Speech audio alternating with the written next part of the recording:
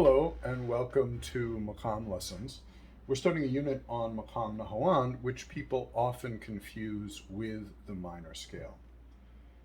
So in order to break through some of the confusion, we are going to compare melodies in Makam Nahawand with melodies in C minor using the same scale, the same tuning, the same instrument sound. So we're going to isolate it and see if we can understand what makes maqam different than scale. That's the purpose of today's lesson. So we're dealing with the C minor scale. C, D, E flat, F, G, A flat, B flat, C. And different versions of A and B. But this is a standard keyboard instrument, no microtonal tuning. Nothing like how I would play it if I was playing on the violin or someone was playing on the oud. So we're going to really keep it very simple. So let's start by getting in the mood of Nahawand, which I was just starting to do, and then comparing it to something in C minor. So if I was going to do Nahawand for Arabic Nahawand, I might play one of the most famous old songs, Lama Bada Yatafanna.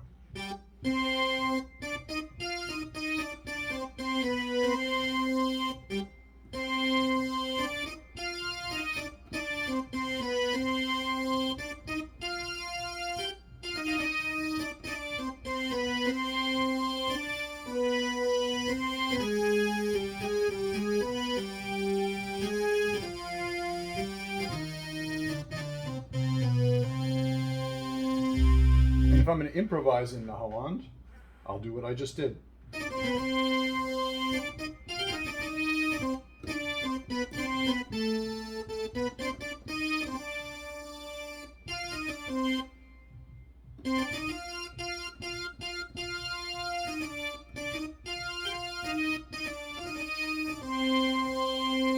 I might do something like this.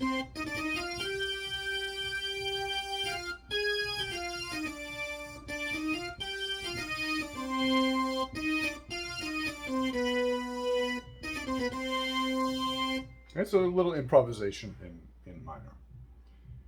What if instead I did this? Does this sound like we're in the same mood or the same thing?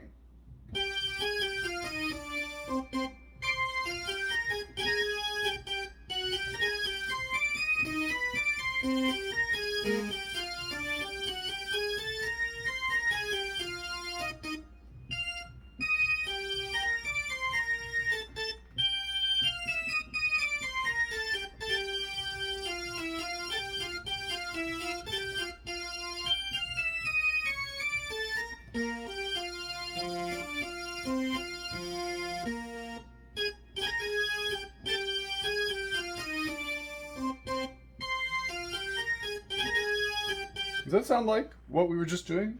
You know? Obviously, the instrument sound is the same, and the scale is the same, but the melodies are different. You might recognize that as a Chopin melody. One of my favorite waltzes is actually originally in F minor, but I'm transposing it to C minor for the purpose, and I'm only playing the melody for you.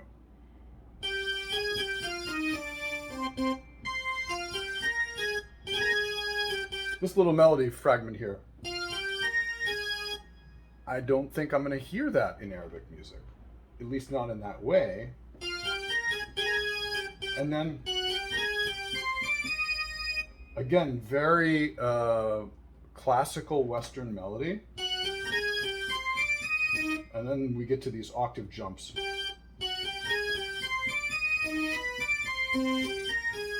Right? All of that does not sound like Arabic music at all. So this is not Nahawand if I'm playing Chopin, a Chopin tune in minor. Here's another Chopin tune, another one of his minor. This is originally his B minor waltz.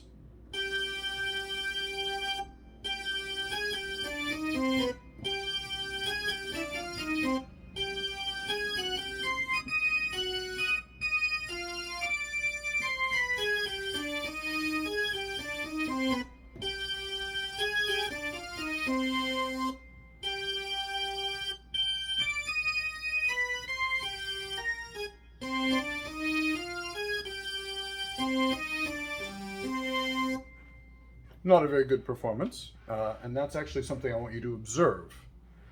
As we go along, I'm going to draw more attention to it later, but I'm not fluent as a keyboard player in playing Chopin or playing Western classical music.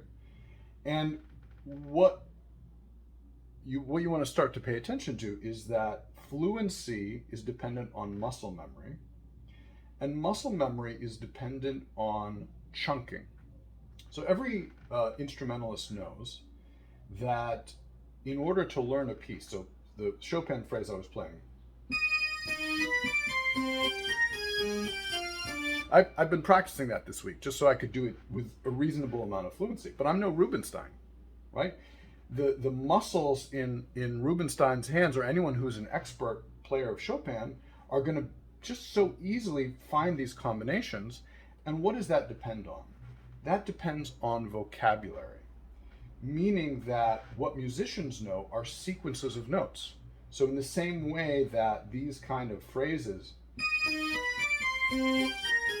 are in the muscle vocabulary of the hands of someone who plays Chopin, and who's played Chopin for years, for me, doing something like this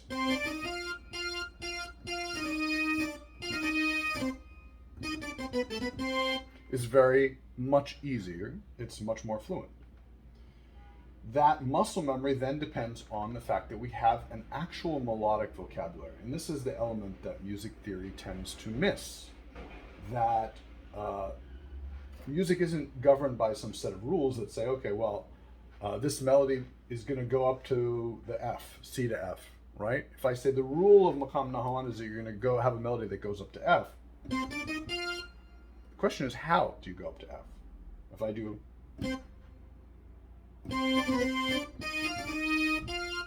right? That's a phrase from Mozart. It's not going to sound like Arabic music. But if I go up, I could go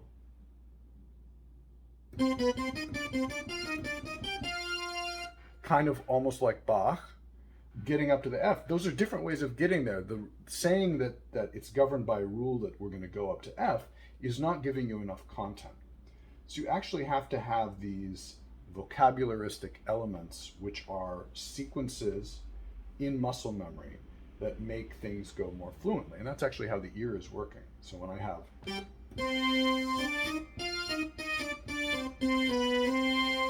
there are little vocabulary elements. Just like with the Chopin, we have,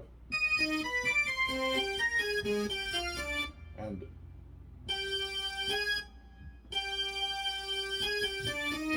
these little phrases is a vocabulary element.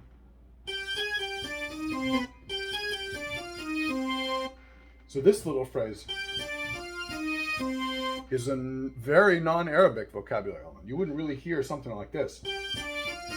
We heard that in the Chopin phrase. So here's another example where you will hear that. There you go, Beethoven's Fugue.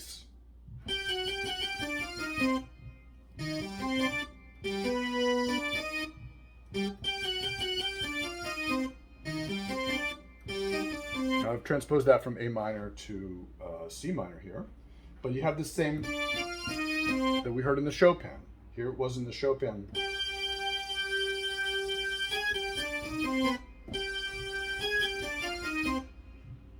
There's the phrase, and here it is in Beethoven. You hear the same basic outline. So it's clear that this becomes a vocabulary element for musicians, because it has to be for your fingers. Let's hear another melody. Here's a Mozart melody. This is the rondo in A minor. Also, I'm transposing it to C minor. I wanna hear a little bit in this classical mood for a moment.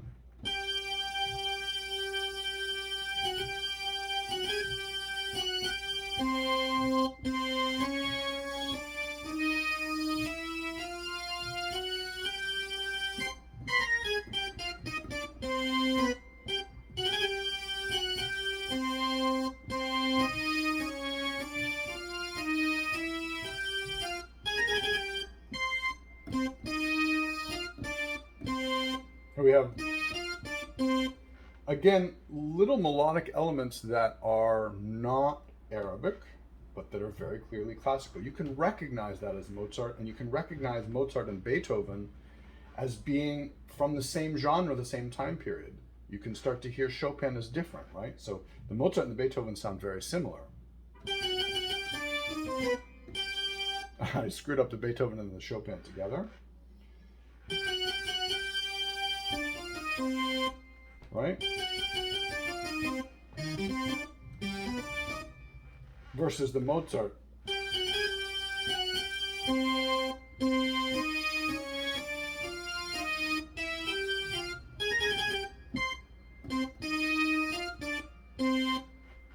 And here's another minor example. This is from Brahms. This is probably my favorite melody in minor, from Brahms' Third Symphony, the third movement.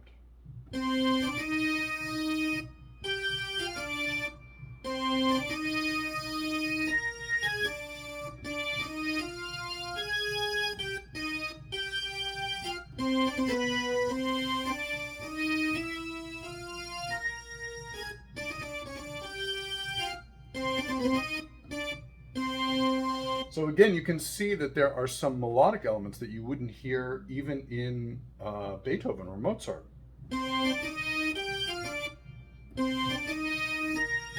That little melody.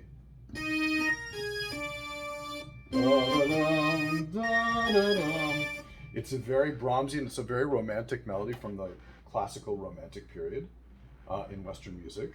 And it's not something that I would expect to hear in Arabic music. It's something that is really going to signal to the ear, and that means that the ear is operating on this vocabulary level, that you're hearing components of melody and being able to identify them with the style of a particular composer or the style of a particular period. And none of that is Nahawand. Nahawand is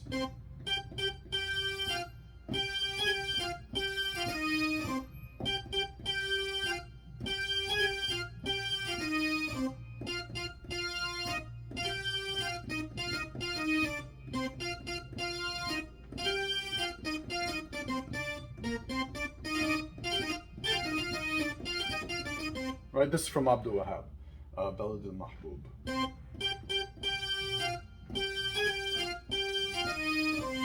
So I can tell you the rule, right? We can say it's Nahawand and minor have this common fifth scale degree, 1, 2, 3, 4, 5, the G and the C, but it's not the same to do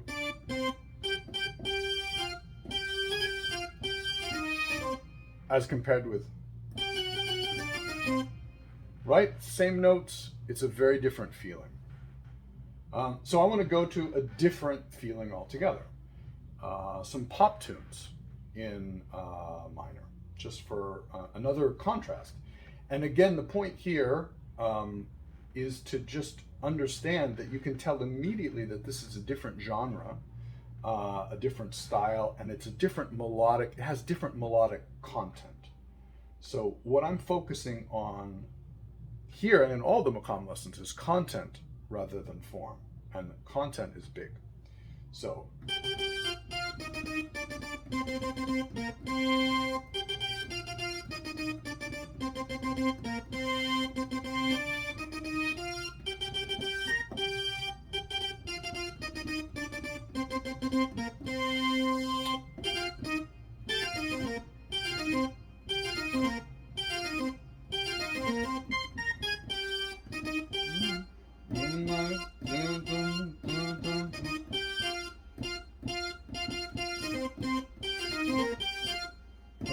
so this is Dua Lipa's Levitating.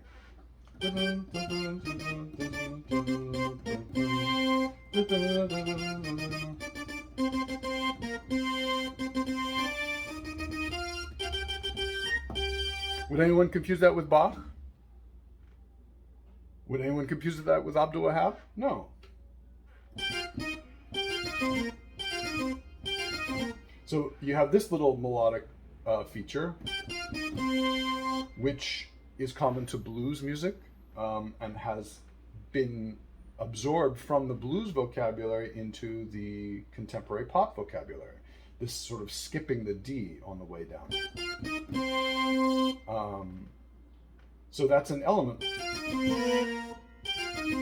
Screw screw up there, right? I'm not fluent in pop music. No one would hire me to be a keyboard player for Dua Lipa. But an Arabic band might, I mean, they're going to hire me on violin first, but they would do with me on keyboard because I can play.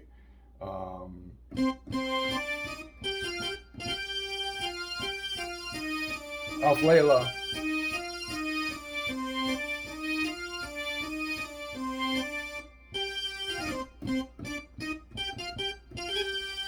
Right? But I'm not so fluent with Dua Lipa.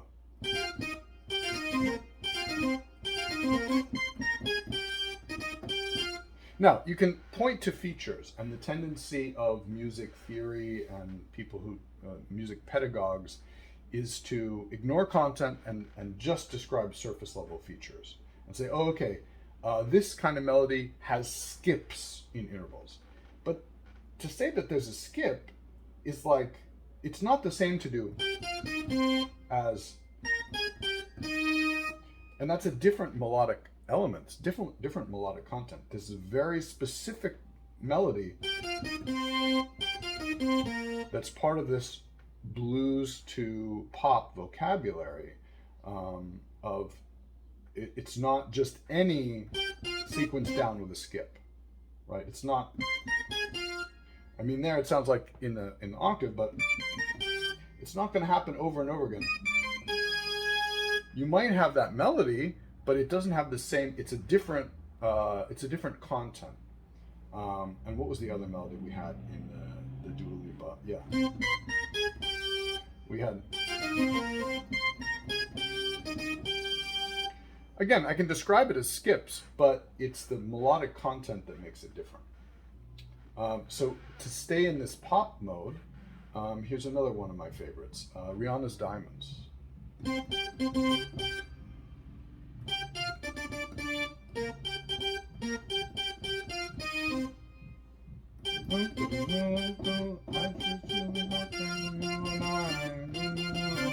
Like diamonds in the sky.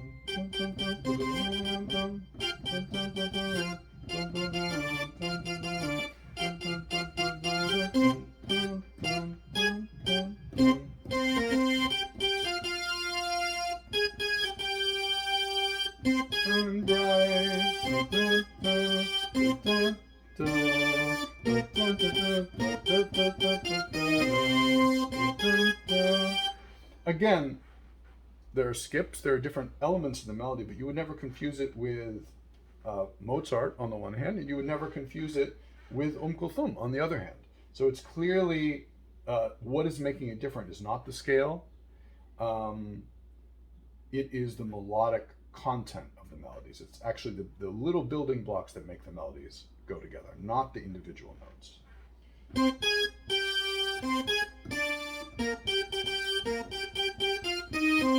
Right? And then here is one that is again one of my favorite pop melodies in minor that actually is kind of, parts of it could be borderline Arabic. And I'm talking about Britney Spears' Toxic.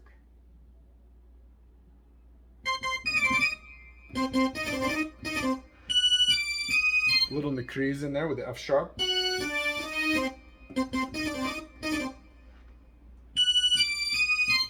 Baby, can't you see? Dun, dun, dun, dun. Dun, dun, dun.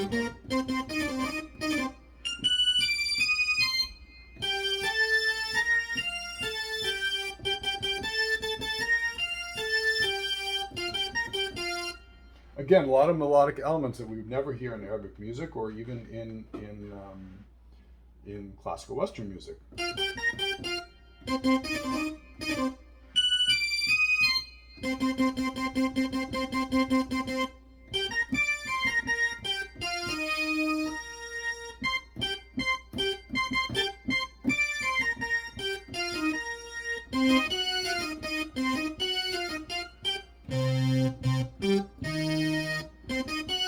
That sounds kind of between blues. It could be almost borderline Arabic.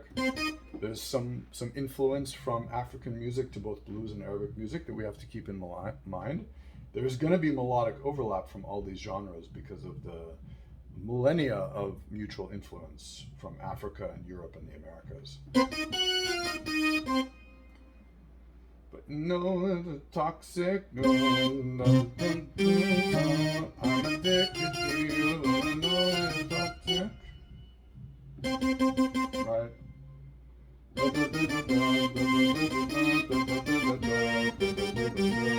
So that kind of melody is also more like the rock blues genre, right? That is that heritage in the Americas, and I wouldn't hear that in an Arabic tune, right? Here's another Arabic tune for contrast.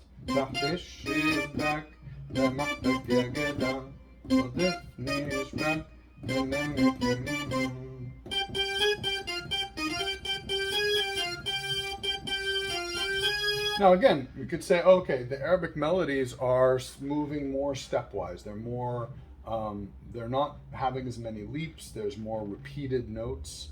Yeah, that's a descriptive character, but that doesn't mean it's going to be Arabic sounding.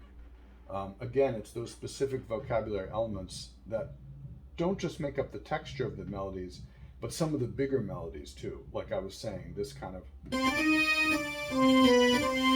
that's a vocabulary element. And this is why this Britney Spears melody, that could be straight up an Arabic melody, and they may have copied it, just like Jay-Z copied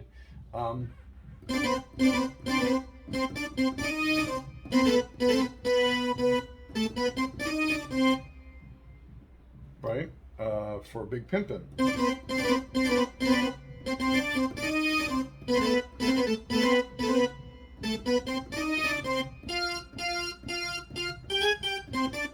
there's the full melody from Khusara, Abdul Halim's Khusara.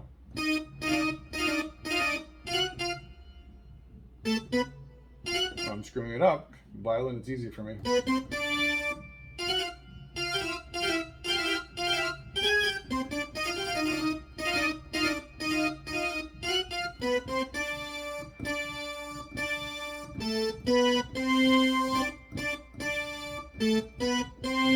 So the Britney melody, it's kind of, it could be in that period, people have been fascinated by Arabic melodies for a long time in the West. So people are kind of taking some melodic elements in. That means they're taking melodic vocabulary in, obviously. But then this melody, as soon as you get, doesn't really start to sound Arabic anymore. And then, again, I'm not going to hear that in any Arabic melody. I might hear that in Brahms, right? That kind of leap and then a fall as a descriptive element, maybe. But the sense of style comes from hearing all these elements that are combined together. So when I talk about individual notes versus melodic fragments versus larger melodies, I want to make the analogy to individual phonemes or letters in language versus words versus sentences. And the content of a spoken language is not just the phonemes, it's not just the morphemes, it's not just the words, it is the whole sentences. It's how we expect sentences to go together, and so much of that content is vocabulary, and so much of that content is stuff that you just have to learn and absorb over time. So simply saying a rule about language isn't going to tell you how to speak it, but the vocabulary is what's giving you that. So again, I'm taking a little bit of a slow tour through different genres to just illustrate these feelings.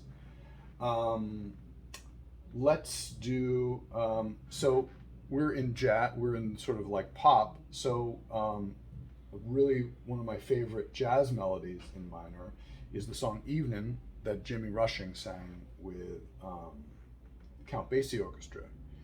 Evening, every night you come and you find me, must you always remind me that my gal is gone. Hurry, evening, can't you see I'm deep in your power?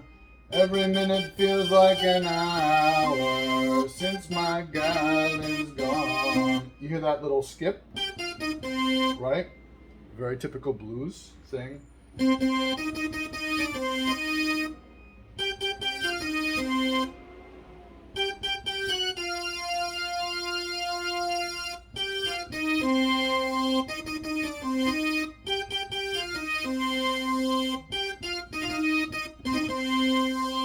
So again, nobody would hire me as a jazz organist because I'm not playing that with the specific feel. But it's using the same, right? So I'm not fluently playing a blues melody in the way that I can fluently play an Arabic melody. That fluency is actually part of the maqam. It's part of the mode. So we're talking about musical modes. The minor mode as used in pop music and blues and jazz is a different mode than the minor mode that's used in classical Western music, Chopin or Mozart. Here's another example, right? All the same. Greensleeves, Old English tune.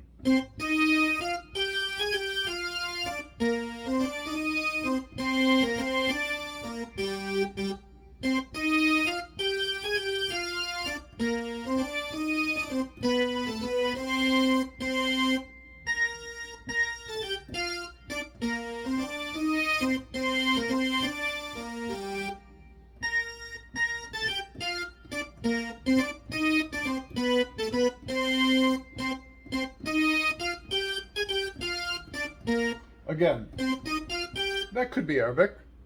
That would be how it would sound if I was playing in Arabic. But to do...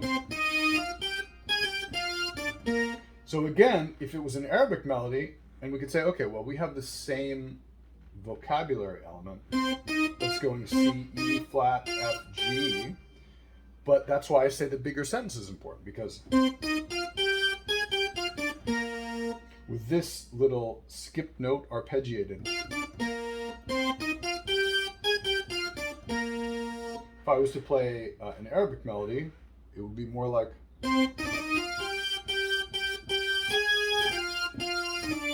Right? So you have that. Here's a part of the vocabulary of Nahawand.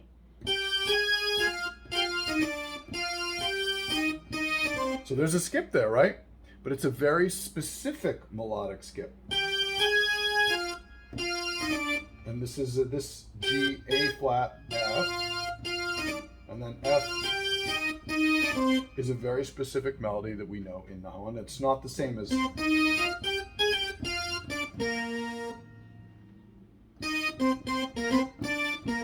These dun, dun, dun.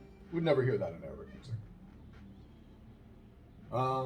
So let's go to yet another contrasting example. And I'm going back to classical music, but I want to illustrate for you how different Bach is than even Beethoven or Chopin.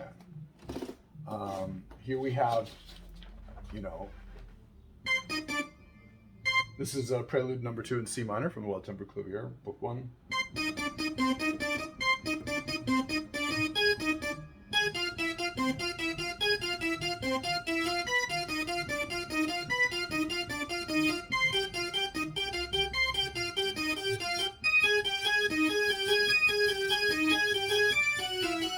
Okay, so there's a lot going on that's very different here. You have little, you have some typical sequence, sort of 16th note sequences. So that as a vocabulary element, if I wanted to say, hypothetically improvise in Bach style, as opposed to Arabic music, and I did something like this.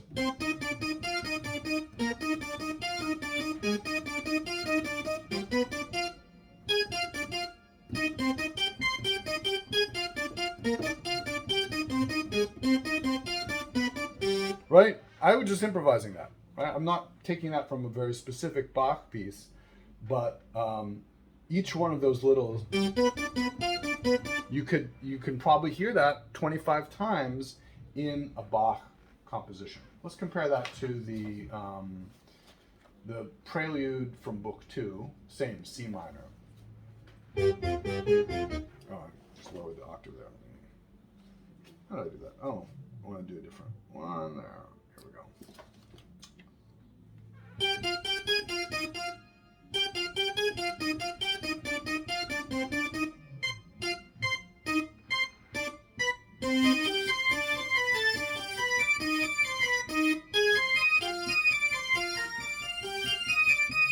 Okay, so I want to point something out there. In this little sequence that Bach does, we have, I just isolate the first note of each four.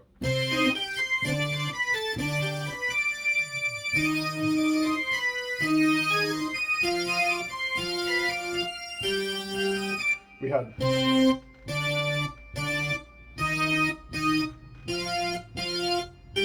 right, very simple sequence, right? In levitating, we had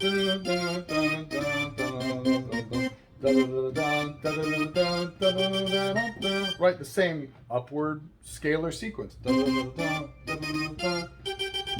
It's not the same as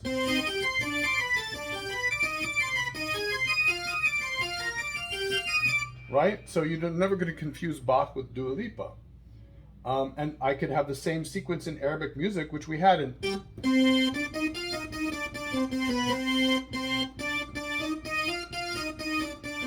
Right? Very similar.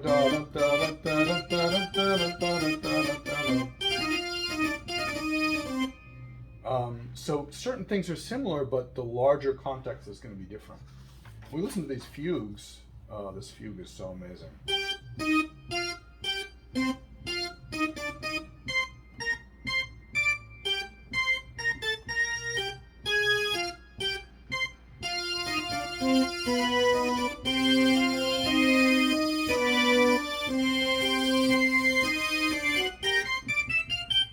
And I'm no Glenn Gould, right?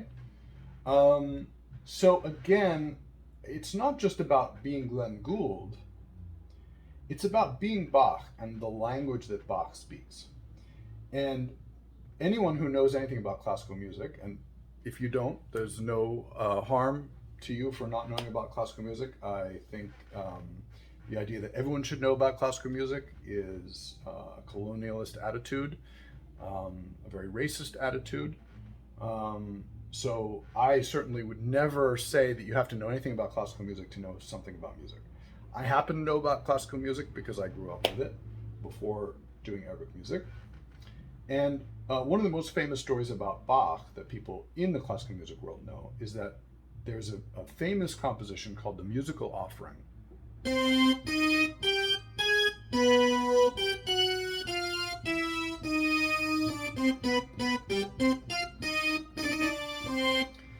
And a famous rich person, some aristocrat, commissioned Bach to write a fugue, and he gave Bach this theme. Now, it's a theme that would sound common in the Baroque period because they had a shared melodic vocabulary. And Bach, on the spot, improvised a 6-part fugue. So this is a 4-part fugue. And I'm going to play for you a passage of a 4-part fugue. I'm going to do it badly, and you're going to tolerate me because you've been watching the other Makam lessons, and Bach is incredible. But I want you to notice my lack of fluency, and I'm reading music, and then think about the muscle memory of a Bach that has played the same chord sequences, the same melodic patterns. And so the muscle memory and the oral memory that he has that will enable him to do, and what I lack. So here's this passage. This is one of my favorite passages in all of music. It's from partway through this fugue. I'm going to play it super slow.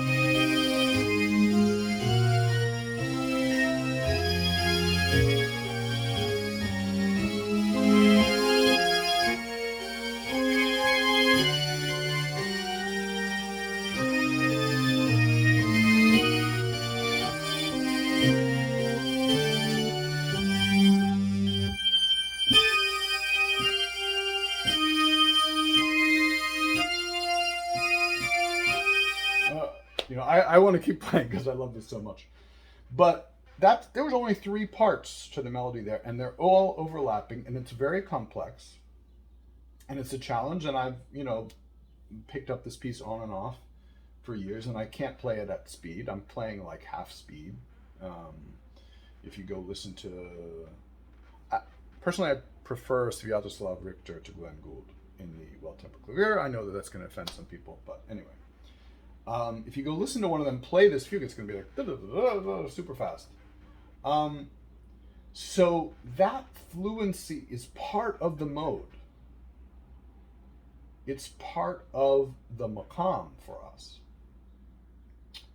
And let me just give you one more example of what I mean by that fluency. I'm gonna play for you this this Chopin piece. So the waltz that we were doing earlier, I was doing in C minor.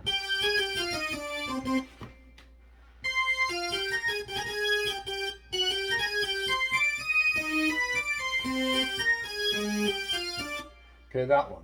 C minor, I'm going to play it in the original key, F minor, and I want to just illustrate something. I'm going to play it with the full harmony.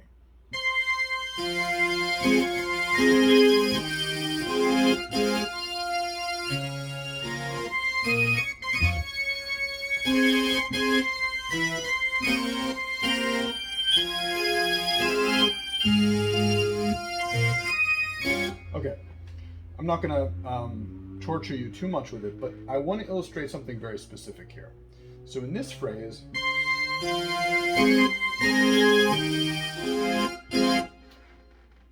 the phrasing, this very specific timing of,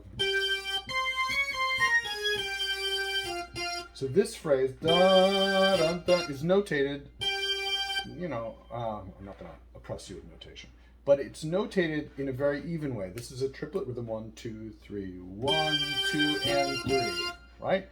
But if you listen to a Rubinstein play it, or another player, the way that the rhythm is articulated will be slightly different and more specific.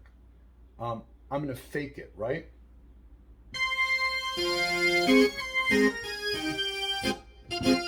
Right, a little faster. The dot is longer and the extension, right? Instead of, we get this little bit of oral knowledge. Now, I've heard it, right? But I'm not a fluent player of Chopin. I haven't studied from Rubinstein students, right? So I'm not going to be able to articulate it in that way. And nobody's going to be fooled thinking that Sami Abu-Shamez is a player of Chopin. But even so, I can tell you that this phrase is not the right way to play it, and it's closer to, right? You hear the difference. Those subtle differences, that's part of the mode, that melodic rhythm. And here we have it again.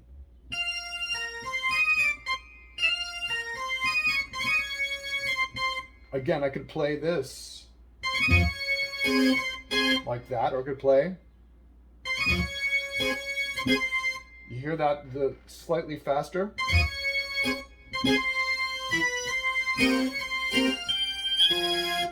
Okay? So those little details of phrasing are part of the mode. They're part of the Makam. This is not Makam Nahawand, because the level of detail is more than just it's more than just even melodic vocabulary. It's down to the little ornaments. I can illustrate that in a different way. So if I were to take, let me stick with Chopin. I'm going to go back to the, I'm going to go back to this original key because I trained myself to play it in C just for this lesson.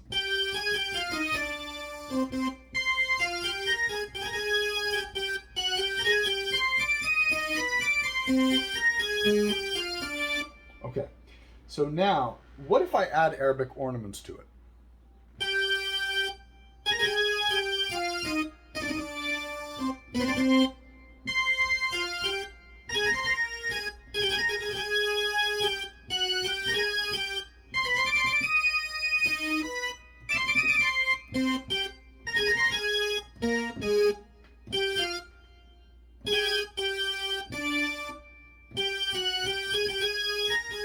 Anyway, okay, I'm screwing it up there. But you see, I'm doing something, and adding those Arabic ornaments is not, you again would be like, oh, that doesn't sound like Chopin. Oh, that sounds like a weird Arabic Chopin. Maybe it's beautiful. Maybe you like it. Maybe I like it.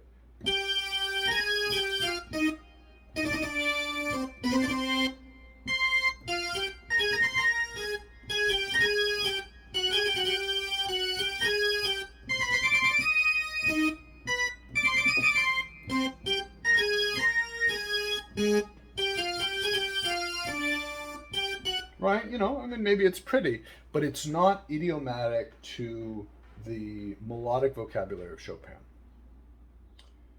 So the point that I want to make here is, it's really, I made a little drawing for you all here. Okay? This is the Makam iceberg. Okay? The scale is that much of what Makam is. Music theory and scale descriptions are a surface phenomenon. Music practice is actually full of content. So everything that I've been talking about is down here. So let's talk about what is down here, right? The scale is up here. Here we have, right? But here in Makam is what says Nahawand is going to go as opposed to, right? So here we have is something that you might find in Bach, but not in Makam. You know, or in Brahms, not in Makam, right? But then these little ornaments.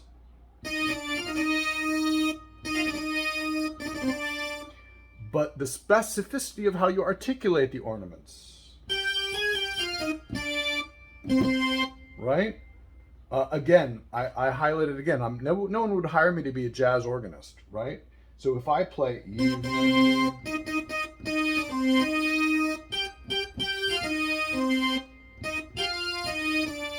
people will be like, oh, okay, this guy has no soul, right? Soul can be an elusive concept when people talk about it, right? It doesn't sound right. It doesn't feel right. I'm playing the exact melody. Must you always remind me. Right? I sound like, you know, an amateur. I sound like someone without soul when I play like that. But if I play an Arabic melody, I sound like I have soul. If I go.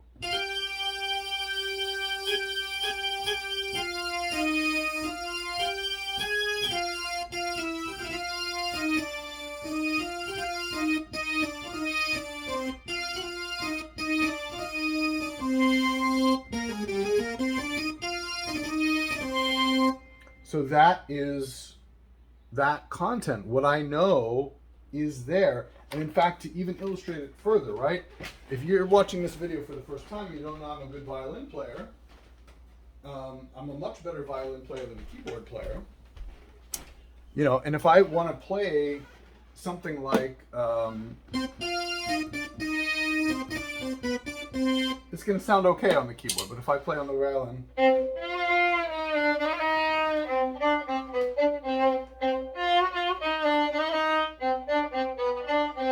going to sound better. Or if I play the Abdul Wahab,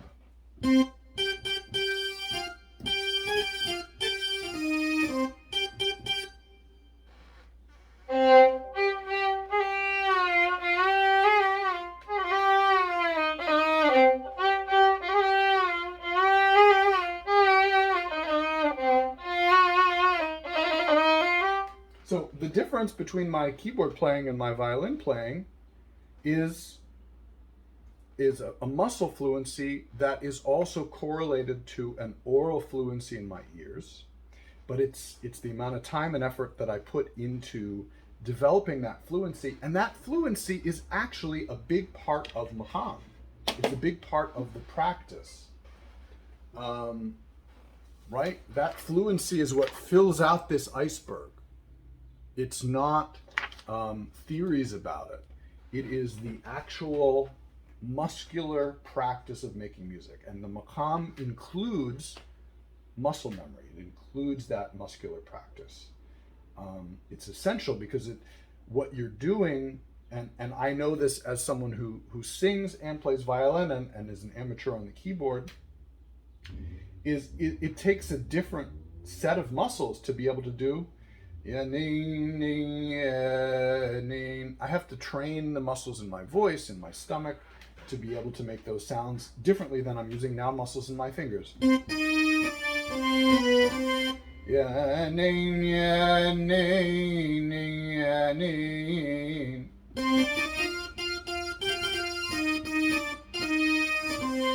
right? Different muscles in both cases. And I can't be good at something unless I train those muscles and I train my ears to chunk the melodies into larger pieces until I make the ornamental vocabulary very idiomatic to my fingers. All of that is part of Makam. It's not separate. Makam is not just the scale. So before I go, as a sort of a final word, I get a lot of people who, in the microtonal music community, think that as soon as they can determine what is the intonation of Makam Rust or the quarter tone scales, that they can then compose in Makam Rust. And this lesson is an antidote to that, because we're talking about a C minor scale, and you can't compose in Makam Nahawand with a C minor scale. You can't compose in Chopin style with a C minor scale. If you have someone who's come from India or the Arab world and has never heard Chopin in their whole life, and you say, here are these 12 notes or these 8 notes, compose like Chopin. You think they can do it right just like that? No, you have to have heard the melodic vocabulary of Chopin, have absorbed it into your muscles to be able to compose something that sounds like,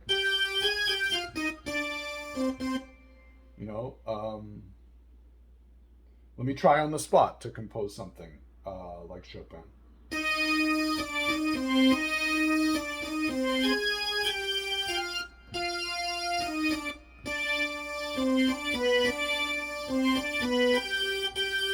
And it sounds too Arabic to me already, right? My ears, I used to be way involved in classical music when I was much younger.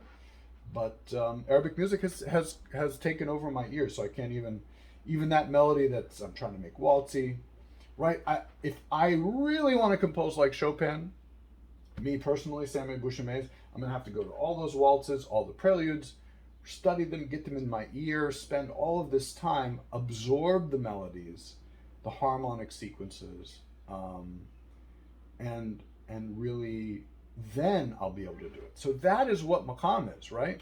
If you want to be able to compose in Makam Nahawand, you have to absorb these melodies.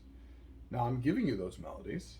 I already had a lesson in Jins Nahawand, and our next few lessons in Jins Nahawand Morosa and Upper Ajam will show you more of the melodic vocabulary, and then we'll put it all together in the lesson for Makam Nahawand, where we'll see all of that melodic vocabulary coming together. So you can learn that, anyone can learn it.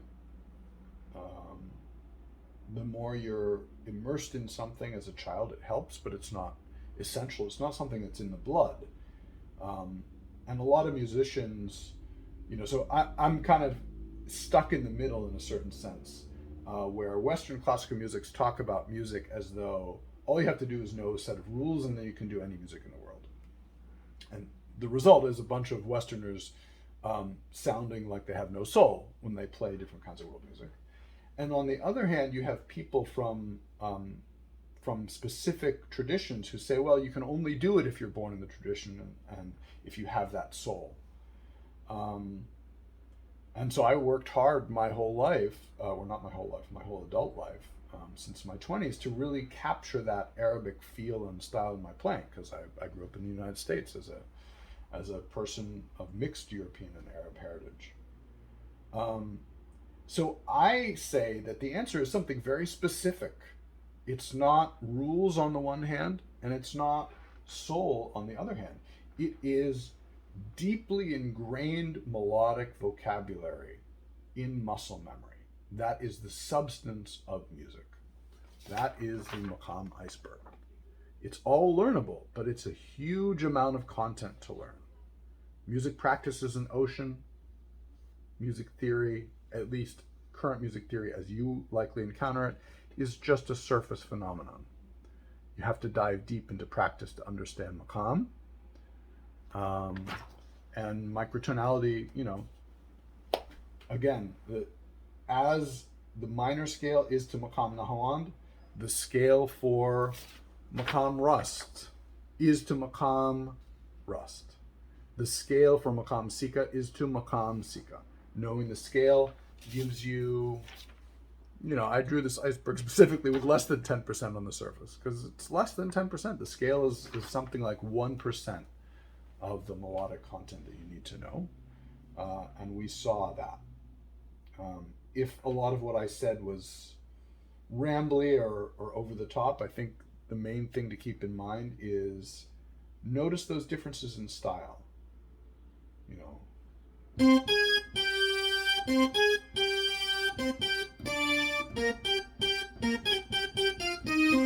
Right? That Rihanna melody is never going to be Bach. You know that instinctively. Whether you buy my explanation for it or not, it's very clear that there are features beyond the scale that not only is that not Bach, but to really play it fluently, you have to get that feel to be that keyboard player who Rihanna would hire, and that's not me.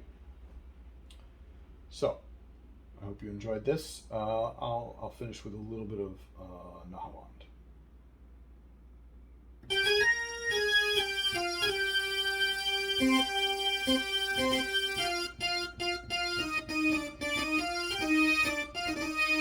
Oh, I almost forgot. Thanks to my Patreon supporters. You guys are totally awesome. If you'd like to support these lessons, please check out the link below for Patreon. Check out my Instagram and subscribe to my channel. Like and subscribe and share these videos. Everyone who's been doing so already, you guys are totally awesome. There are also extra lessons on the Patreon channel for those folks who want to do that. Some of the Ajnas in different keys.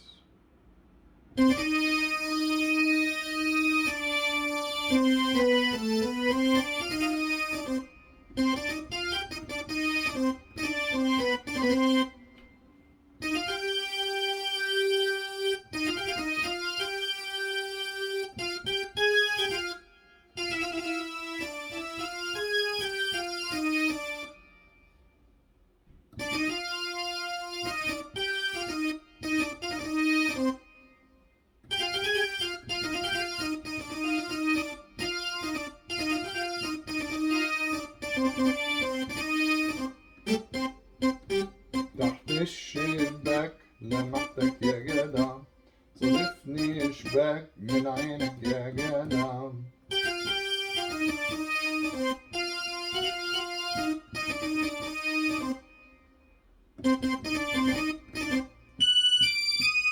That's some Britney. Oh, I can't help myself. It was kind of fun comparing all these different things.